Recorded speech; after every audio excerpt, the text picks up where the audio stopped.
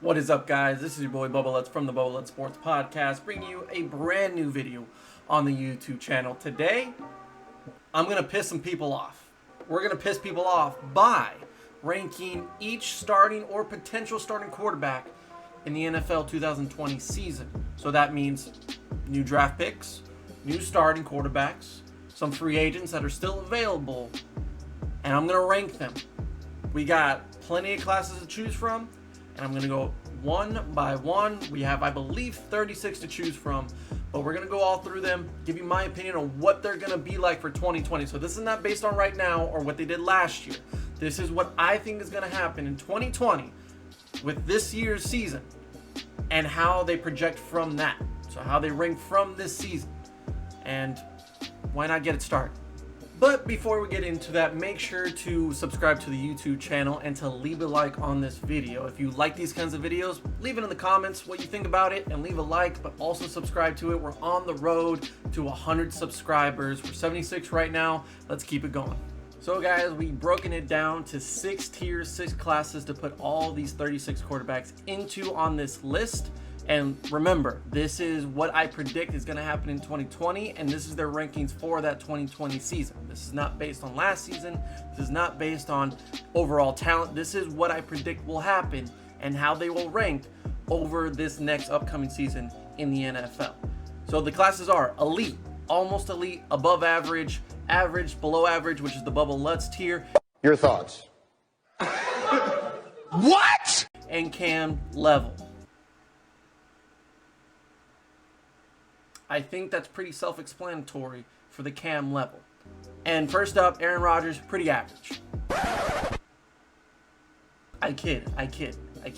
So we're just going to put them on the average tier for right now, and then we'll move them up or down from there just to talk about them a little bit more briefly, mentioning why I think they're going to be at that level this upcoming season. So let's get started. 6 tiers, 36 quarterbacks. Let's start it with Aaron Rodgers. Last year, they made it all the way to the NFC Championship. A lot of their success was not really, in my opinion, due to Aaron Rodgers' play. I think it was more of the running game with Aaron Jones and Jamal Williams and their defense. Their defense goes, discredited as far as not being a defensive team in Green Bay. But I felt that, like, with Matt LaFleur coming in and having some really good talent on the defensive side, they made it work, man.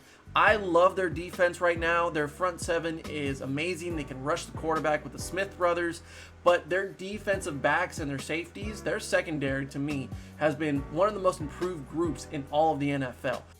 The Jordan Love draft pick in the first round, everyone's like, oh, wow, like they're moving on from Aaron Rodgers. They feel like the relationship with Aaron Rodgers is crumbling. This is to give you a solid backup quarterback. This is to prepare for the future, because this is the same thing that happened with Brett Favre to Aaron Rodgers. Aaron Rodgers should know that this is a typical thing to do in the NFL because he went through it as well. Yeah, I do think that all the talk of him having a bad relationship with Matt LaFleur last season or with the front office this season, not giving him wide receivers in the draft, like they didn't go to help Aaron Rodgers in the draft, and plus they lost their best offensive lineman in Brian Bulaga. That's a tough thing to replace. I do think now there's a chip on his shoulder, and with all the talk of Jordan Love, with all the talk about his relationship with the Green Bay Packers, if they should move on from him, that he's hard to work with, the dude stays winning off the field. You know what I'm talking about. But on the field, is he going to improve from last season? And is he going to shut the haters up? Absolutely. Aaron Rodgers is elite. Next up, my boy Baker. Oh, I'm ready to piss some people off. Look, the sophomore slump, guys, is the best thing to happen to Baker Mayfield. It was a humble experience, an embarrassing experience to say the least for Baker. But with all the commercials and all the talk about him being the next Cleveland quarterback, he had a really bad season last year, and I feel that a lot of you would agree on this. It's due to the fact that Freddie Kitchens was the head coach. Had no experience, didn't know what he was doing, and had a lot of talent to work with, didn't know how to work it though. So I think now with a more experienced guy in Kevin Stefanski, who came from Minnesota, learned under Mike Zimmer.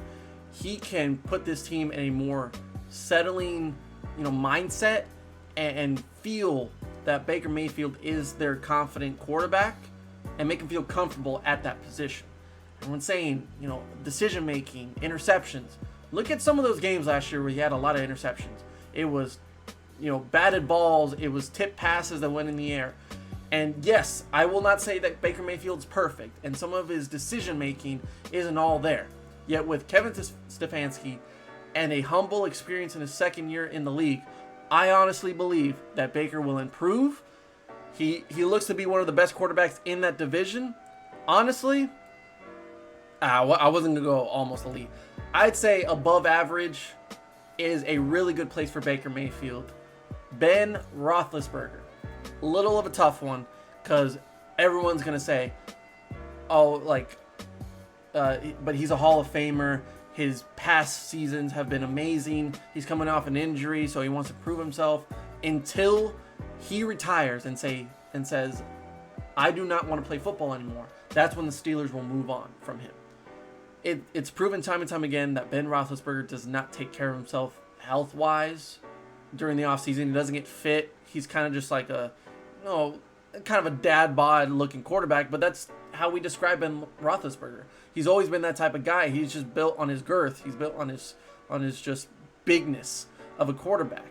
And that's how he is so durable and how he can handle all these tackles, all of these hits. I think now it's reached a point to where those hits have hit too hard, that he's gotten too many of those hits. I don't know if that's their guy anymore. I think it's time to move on from him. And he's not as fast as he was. He's not as quick as he was. He's not as durable as he was. I don't see a bounce back season for him. So I think actually average is pretty accurate for me. Big Ben to Tom Brady. You got to think about it, man. He's 42 years old. He hasn't played his best football lately. And, people have always said that he's a system quarterback. After a certain amount of time, you start to believe it. After a certain amount of time, you got to think, maybe it is the system. Maybe it was Bill Belichick to give him all of those rings, to give him that success. But then you also think that he's the greatest quarterback of all time. Boom! But it's Tom Brady. Everything from the neck up speaks elite. Because it's Tom fucking Brady, man. Look at last year. He had no one to throw to, yet he still made it work.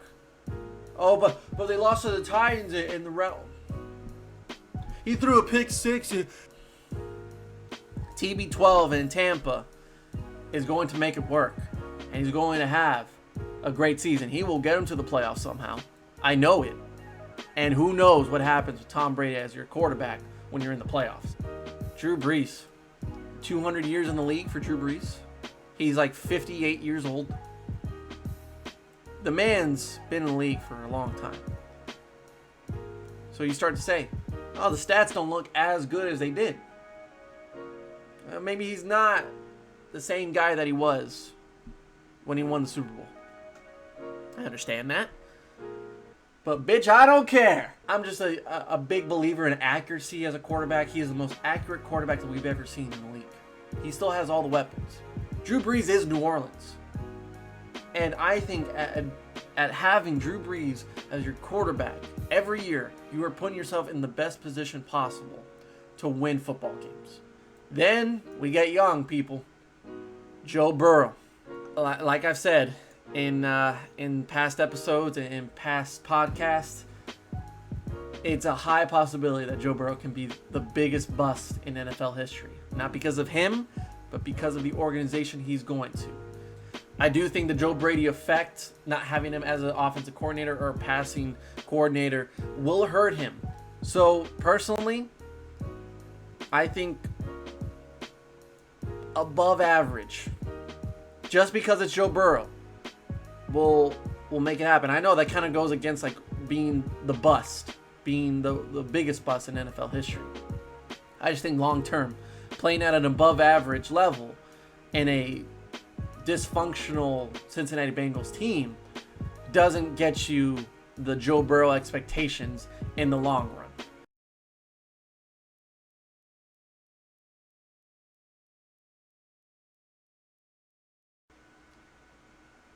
Yeah.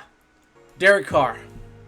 I think he's been mistreated in Oakland, and especially with the acquisition of Marcus Mariota. Derek Carr has had some injuries. Derek Carr has had some rough years in Oakland, yet he is a franchise guy. And for him to battle through this, to be the leader of that locker room throughout all this time, through all the debacle in Oakland, he has been the most consistent thing in Oakland. And now going to Las Vegas with a new fresh start, really, and a whole new looking team, in my opinion. John Gruden has done some good things, has done some bad things with the Raiders. Derek Carr, to me, is anywhere else in the NFL an almost elite quarterback. I really believe that. I really believe that he has the talent and the leadership to be one of the best quarterbacks in the league. If I'm Derek Carr, man, I'm trying to get out of Las Vegas. I'm trying to get out of the Raiders organization. Yet when he's on the field, he plays at such an aggressive level. He plays his heart out, and I love him a lot. I think above average. Yeah, I think above average is pretty fair. Dak Prescott. Now, Bubba, I want you to know that you can't have bias here. Now, I know that you're a big Cowboys fan. You're one of the biggest Cowboys fans. And you love Dak Prescott. You feel that Dak Prescott is undervalued. You feel that Dak Prescott is underappreciated in the league. Carson Wentz is better. Carson Wentz is a better quarterback. Dak doesn't deserve $40 million a year. Dak Prescott's average. Dak Prescott's a trash of a quarterback. I'd prefer Andy Dalton. There's no way that Dak's elite. Put him in the Cam level. He shouldn't be even a starter. He's not even good. If Dak Prescott was on any other team, this man would be praised for his play. But he plays for the Cowboys, so y'all just kill him. Y'all hate him. Improving last year tremendously in his deep ball, in his accuracy, and work on his mechanics with John Kitna and Kellen Moore. Dak Prescott is here to be a stud. He's not elite. Let's just put it out there. He's not an elite quarterback. He's not Aaron Rodgers. He's not Drew Brees. He's not the best quarterbacks in the league. Yet, for you to say that he belongs in the below average or Cam level, you don't know football. You don't know football. Dak, at the stat level, is one of the best quarterbacks in the league. Yes, there are some things that he needs to improve on. I get that. He's not the fastest. He's not the best. But putting him at almost elite is definitely the right call for Dak Prescott. Sam Darnold. Now, same draft class as Baker Mayfield. And I've never been a fan. I really believe that he should have stayed at least another year at USC. This man had a lot of accuracy issues, a lot of decision-making issues that he needs to figure out. His freshman year at USC, he balled out. Not gonna lie. Yet that sophomore slump was something that was concerning because he dropped off a lot, and yet that stock never really fell through because they looked at the freshman year. And when he entered the league, all of those things that happened in college in his sophomore year happened. Look, I get it. He's with a terrible organization, and I feel like this is one of the reasons why that he will struggle this year as well. Yet overall, when Adam Gase is your head coach, your offensive line still needs a lot of time to grow. Your wide receivers, your running back wants to leave New York, and he's taking all the money.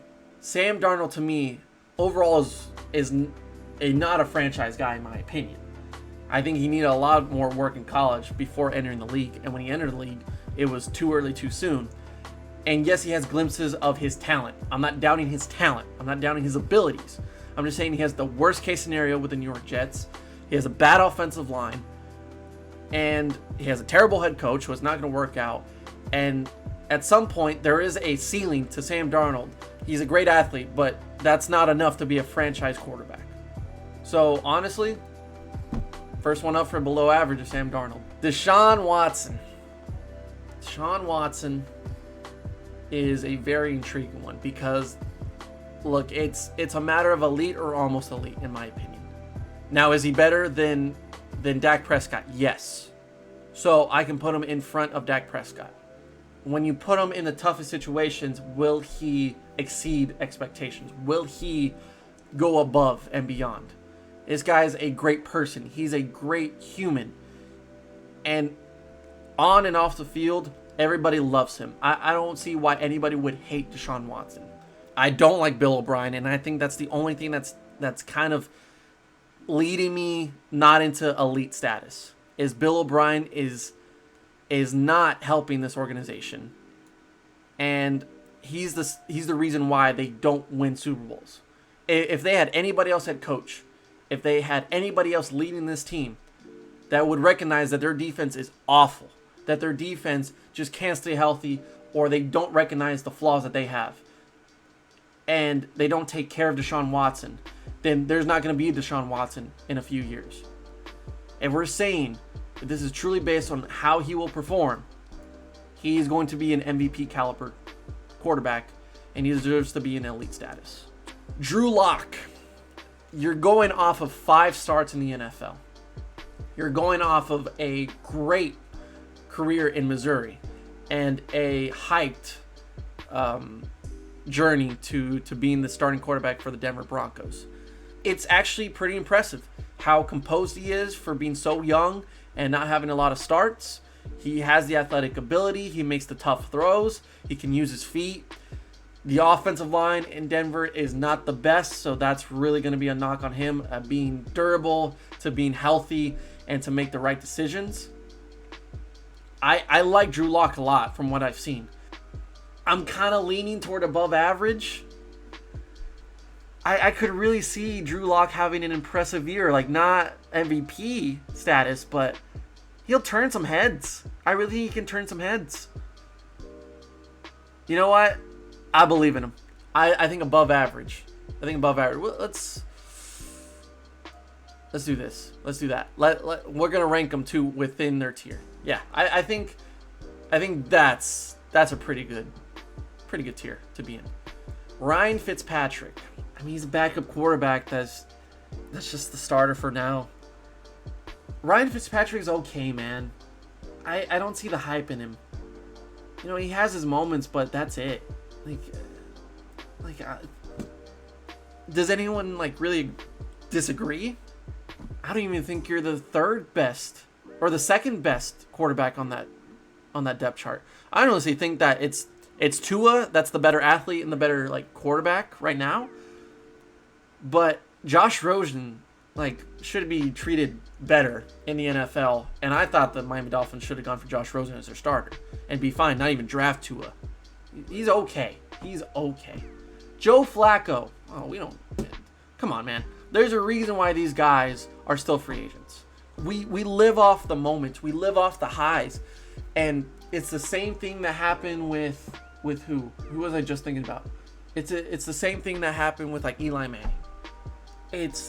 We live off the moments where they were at the top. This guy was an MVP. This guy was a Super Bowl MVP and won the Super Bowl. He had one of the most amazing runs in the postseason. So, that was 6-7 years ago? Average at best? But I've seen plenty of film to say this guy doesn't deserve to be a starter or even a backup anywhere. Nick Foles, yeah. So once again, we live off the highs. We live off the great moments for quarterbacks. You lived off the 2015 season. You lived off the Super Bowl run. I think Nick Foles can be okay. He's not better than Ben. And I feel like he's played his best football. Hey, these are kind of just guys that I don't have much to say about them. There's not much of an argument. Can anyone argue that he's just average? He'll just do the job? Jared Goff. Man, this is a tough one. When you look back at the success that the Rams had, it's all based on Todd Gurley and whether or not he was getting it going. Then you just work off the play action, and that's how Jared Goff would find his receivers. They have really good receivers.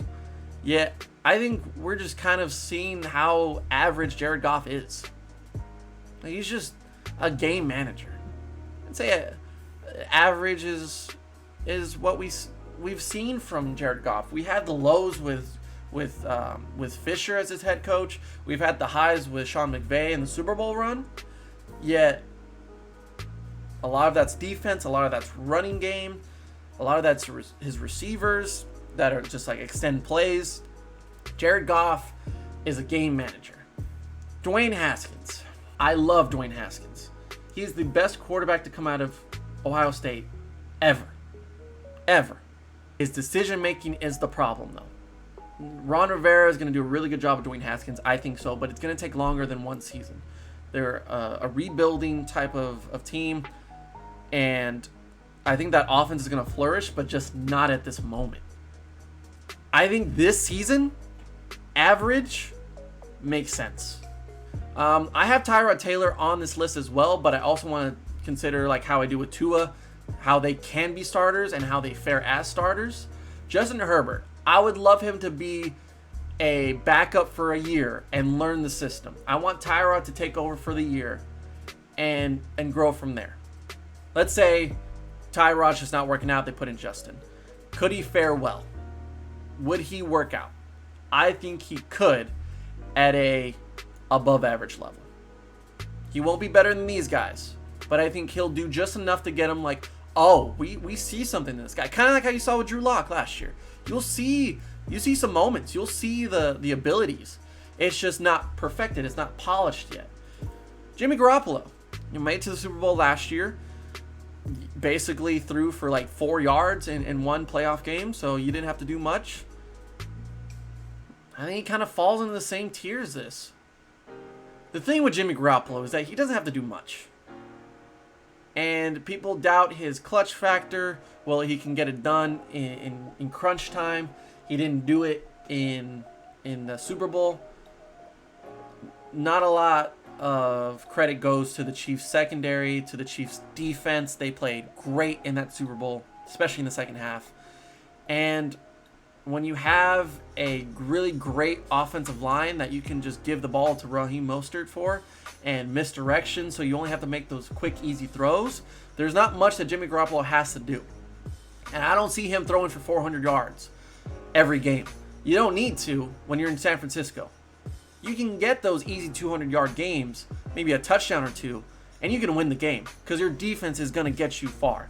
Your running backs and your offensive line are going to get you far. So if you make those quick, easy throws, you don't have to make mistakes. I think that's where Jimmy Garoppolo falls into. So he's not clutch. He's not elite. In San Francisco, I really don't think you need to be. Daniel Jones.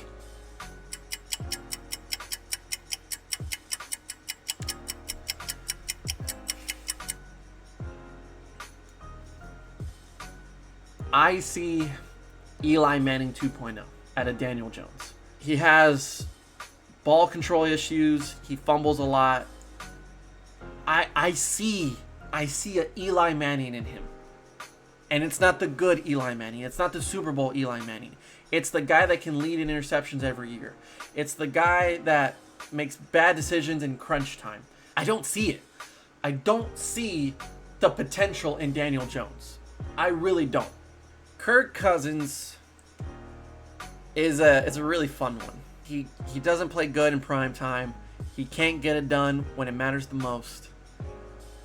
He's a good quarterback.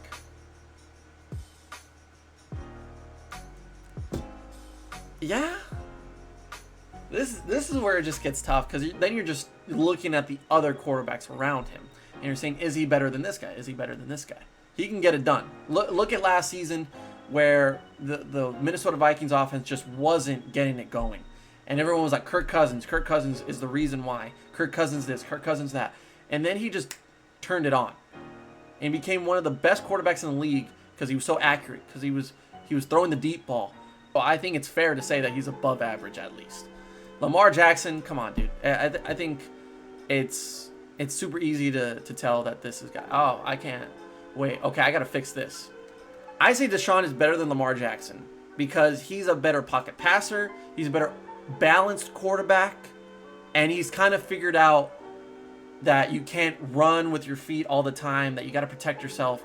I still feel that Lamar Jackson has to learn that a little bit more, that he uses his feet way too much.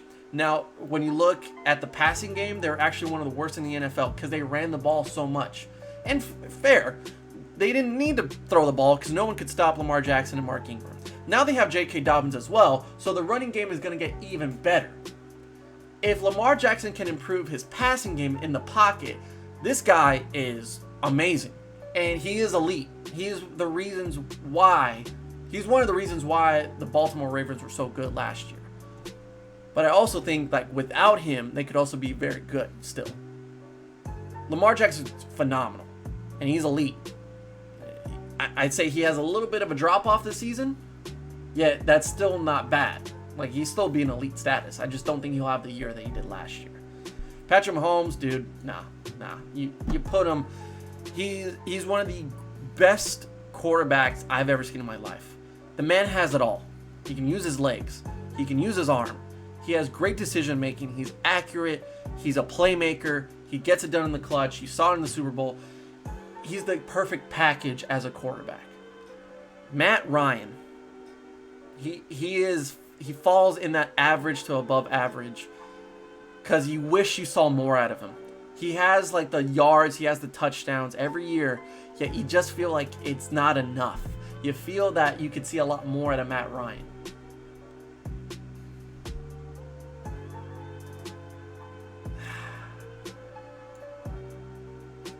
I definitely think he's above average because he just played in the leagues for so long. He's a veteran. He knows the game. And he is the Falcons guy. I honestly think the Falcons will have a tremendous bounce back season this offseason or this next season. I expect stats out of Matt Ryan. I just don't expect like a Super Bowl run. Gardner Minshew. He's okay. I like Minshew, but I just like following him. I don't say his play is phenomenal. Let's put him here. He's just above Nick Foles because he beat him out, so it makes sense. I don't think he's as good as Big Ben, even though Big Ben's going to have an off year. Mitchell Trubisky, I think at this point, can we all agree on that? Can we all agree that Mitchell Trubisky should not be a starter? I mean, he's been giving opportunity after opportunity after opportunity, and yet he can't get it done. I don't see him being the starter anywhere ever again. Kyler Murray, I know what you guys are going to say. He plays for the Cardinals. They're not going to win a lot of games, but honestly, he's a better athlete and has better talent than Dak Prescott. Kyler Murray's going to ball out. The reason why I put him in almost elite is he's going to have his moments where he's going to make that bad throw. He's going to have the interceptions. He's going to gunsling. He's going to make mistakes throughout the season. That's just his learning curve. That's what's going to teach him not to make those mistakes. He won't have the wins, and that's why I'll kind of filter him out of the MVP race. But this dude's going to ball. I like him a lot. I loved watching him, and I'm going to be super excited to watch him this year. He is above average. I mean, he's better than all of those quarterbacks below him. I don't think he's elite status because he's just not perfected yet. He's not balanced yet. He's just kind of an athlete at that position. But he's going to be fun to watch, and that's why I put him at almost elite. Phillip Rivers. A lot of people are going to hate me for this one. But actually, no. We'll put him here. The only reason this guy is still in the league is because he's a veteran. Because he's been in it so long. It's an easy fit. You don't have to waste a fresh guy in there. Or if you're in contention to win Super Bowls, in contention to be a playoff team, you can plug in Phillip Rivers and be okay. And I've been a critic of Phillip Rivers ever since I started watching football because of the amount of talent and the amount of times that he could play at such a high level and get to championships, to get to Super Bowls, and he couldn't do it. Don't tell me that Phillip Rivers is almost elite or elite just because he's been in the league for that long. Next up, Russell Wilson. You put him right there. He is an MVP. Most valuable player. He is not the best because he's not Patrick Mahomes. And Patrick Mahomes is just ridiculous. Matthew Stafford. The injuries are just going to continue. The man can gunsling, but the injuries are too much.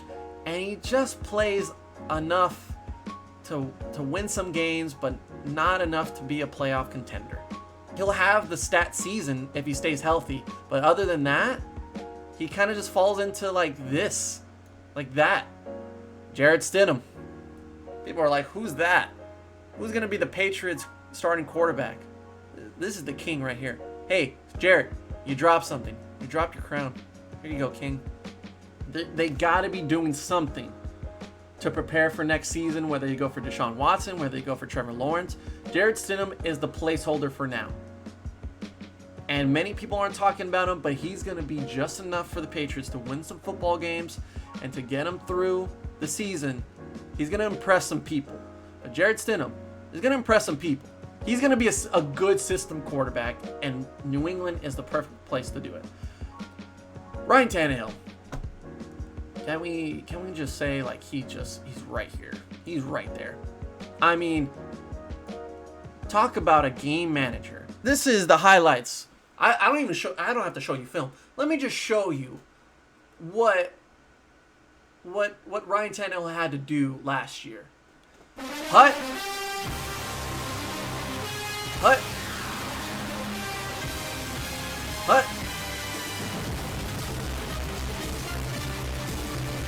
Tyrod Taylor.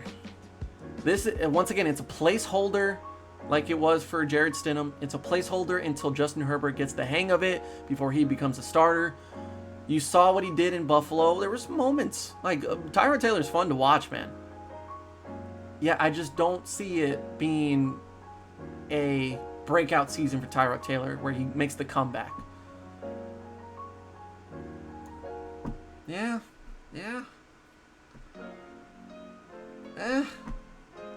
Teddy Bridgewater. Now, you people are going to sleep on Teddy Bridgewater. He's going to have Joe Brady as his passing coordinator, as his offensive coordinator, and I love that. He made Drew Brees, he made Joe Brady have stellar years. So I think he's going to be a great fit with Teddy Bridgewater. You're going to have Christian McCaffrey, some awesome, stellar, young wide receivers. A fun, kind of experimental offensive game with Matt Rule. Teddy Bridgewater finally gets his chance to be a starting quarterback. And with the 5-0 record that he had last season, I think it's going to continue when he goes to Carolina. Not an undefeated streak, but he will win games there. To be honest, I want to see it. I want to see it happen, and I believe in it. I believe in Teddy Bridgewater being almost elite. Tua Tagovailoa, if he starts, where does he fall? The talent and the ability that this guy has is ridiculous. The only issues I have with Tua is his injuries. And I don't know how that's going to fare with a hip surgery that's healing in the NFL when you're going against brawling guys. He's an above average quarterback no matter what. And how will he fare if he's the starter? And the Miami Dolphins, to me, are going to be a sleeper team for sure. They won't win the Super Bowl, but hell, they can get a wild card for sure. If they play physical, if they play tough like they did last season, Brian Flores has done an amazing job with this team, and they only got better in the offseason. So, yeah, I like that. I like that a lot. Carson Wentz is a talented quarterback. He is more talented than Dak Prescott. He is more talented than Teddy Bridgewater. And the stats are going to be improved this season. It's just if he stays healthy, man. He's got to stay healthy. If he stays healthy, he's going to be super competitive in that NFC East. I want to put him in almost elite because I really like Carson Wentz. I really think he's a good quarterback. It's just the injuries are too much. The wide receivers have been an issue, and have they really solved it? I'm going to give him the benefit of the doubt. I'm going to put him in almost elite, and he's going to have a better year than Teddy Bridgewater, but that's it. Give him wide receivers, give him a consistent team. Carson Wentz can win Super Bowls, without a doubt. He can be here. But for right now, and what I think will happen in 2020, he's there. So guys, this is going to do it for this video and my list for my projections on the 2020 starting quarterbacks, potential starting quarterbacks. I hope you enjoyed this video so much. A little different from what we've been doing on the YouTube channel.